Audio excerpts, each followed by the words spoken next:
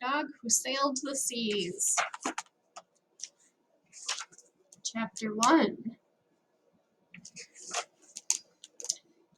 It was an ordinary morning at number 10, the Crescent, and everyone was busy except Pug and his freckled companion, Lady Miranda, who were both still in bed, snoring.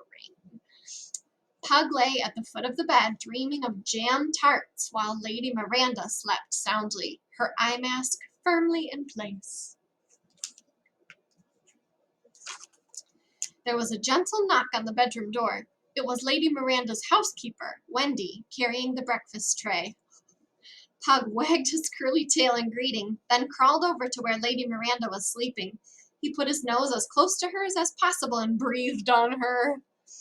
"Urgh, Pug," said Lady Miranda, waking up with a start. "Do you have to do that?" "Your breakfast, my lady," said Wendy, placing the tray on Lady Miranda's lap and patting Pug on the head. Pug's tummy was rumbling. Wendy had baked them some of her delicious jam tarts. Jam tarts were Pug's favorite breakfast.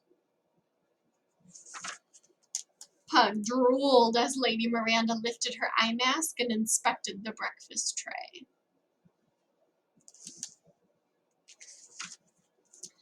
"What are we doing today, Wendy?" Lady Miranda asked as she broke a jam tart in half and gave Pug a piece. "Today, my lady, you have a birthday party at the boating lake," Wendy replied. "I do?" "Yes, my lady. You're to play on the paddle boats and then eat ice cream." "Ice cream," thought Pug. "Paddle what?" asked Lady Miranda. "Paddle boats. Little boats you power yourself by pedaling." Wendy mimed helpfully.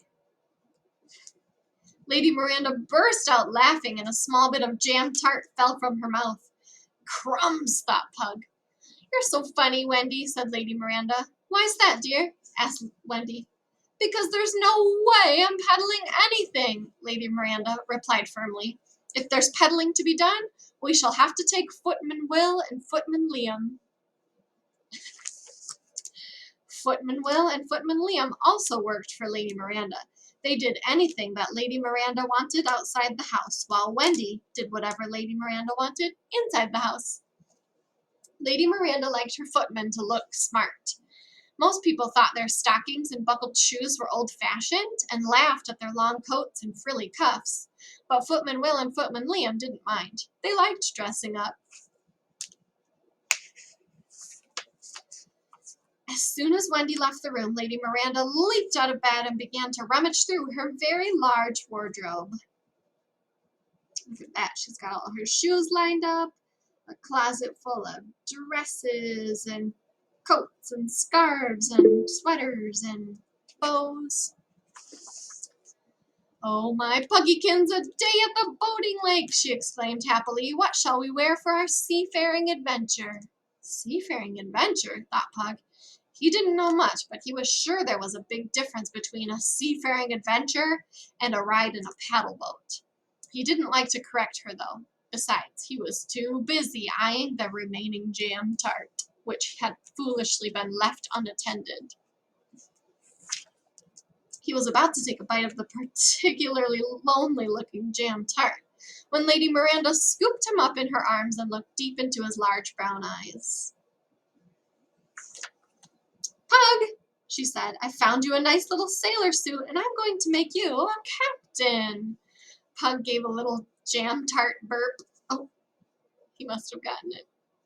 A captain? Captains were in charge of great big ships and away at sea for weeks on end. Pug preferred to stay home. He wasn't sure if he liked water. He always did his best to walk around puddles, and he definitely wasn't a fan of bath time. Most importantly, how could he be a captain when he'd never seen the sea? Still, if it was what Lady Miranda wanted, Pug would try his best.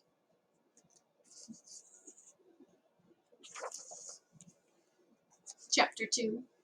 "Don't we look smart, Captain Pug?" Lady Miranda asked. Pug's head bobbed up and down. He might have been agreeing with her, or it might have been because of the bumpy ride. It was hard to tell. He and Lady Miranda were heading to the boating lake in the sedan chair carried by Footman Will and Footman Liam. Can you see him back there? So everybody else is hanging out at the beach and they're being royally whisked around. Pug was worrying that he hadn't eaten enough jam tarts at breakfast. He was also finding the ride in the sedan chair rather uncomfortable, but not as uncomfortable as his companion was. "You're putting on weight again." Oh, there we go.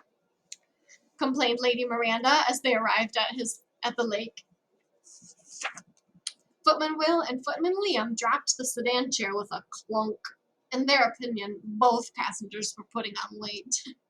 Lady Miranda emerged from the sedan chair with Pug under her arm. Pug eyed the water suspiciously. A lot of children had gathered for the party. Some were putting on life jackets and others were already out on the pedal boats having fun. Lady Miranda spotted a pedal boat she liked the look of. It was bigger than the others, and pink.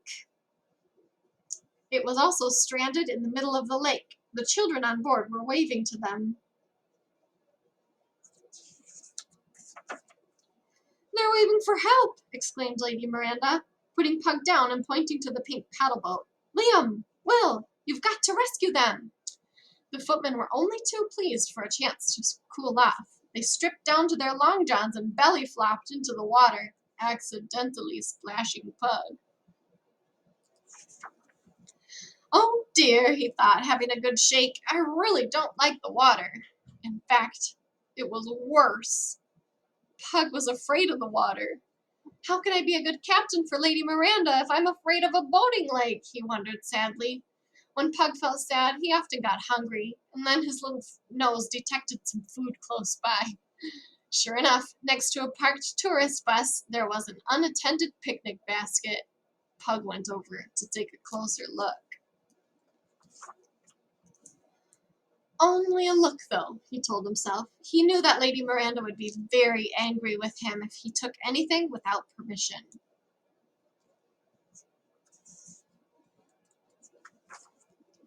The picnic basket certainly had a lot of good stuff in it. There were plenty of sandwiches, sausage rolls, chips, and chicken drumsticks, as well as a quiche, some salad, which didn't interest him, and several things in jars with labels he couldn't read. But where were the jam tarts? Pug didn't want the owner of such a picnic to be disappointed at tea time, so he climbed in to take a closer look. As he scrambled in, the lid shut behind him. It was dark inside the basket. It was so dark that he couldn't tell what was what. "Crumbs," thought Pig. "How will I ever find the jam tarts?" Then he had an idea. "I could take an ever so small bite of each thing to check if it's a jam tart or not. That would be helpful." Pug decided he would do his best. He took his time and was very thorough. In fact, he was taking things so seriously that he didn't notice when the picnic basket was picked up and carried onto the bus. He wasn't distracted by the chattering passengers taking their seats, nor did he hear the doors of the bus close. It wasn't until the bus driver started the engine that Pug noticed something was wrong. He lifted the lid of the basket in a hurry. "Arg!" screamed the lady next to him. "There's a Pug in my lunch!" "Arg!" screamed Lady Miranda. "There's my Pug in that bus!" Pug put a sticky paw on the window and pushed his nose up against the glass. He's saying, "Lady Miranda." All right, so we'll stop there for today. We'll have to see what's going to happen. It's pretty Grandma, funny. can I chat with my friends?